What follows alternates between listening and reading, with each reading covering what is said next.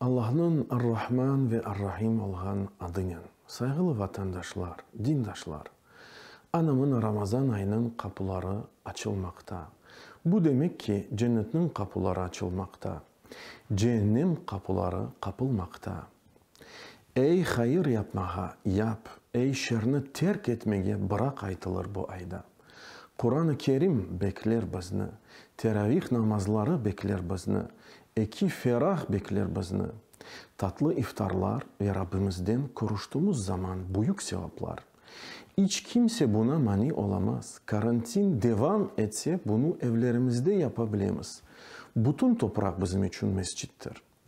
Ak yolunda tik durmağa kolay değildir.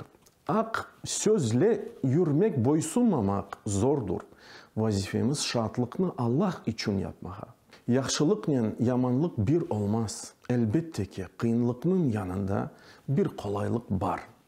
Ve elbette ki gelir bir gün düşman yok olur. Vatan azat olur, izzetimiz, devletimiz tirilir.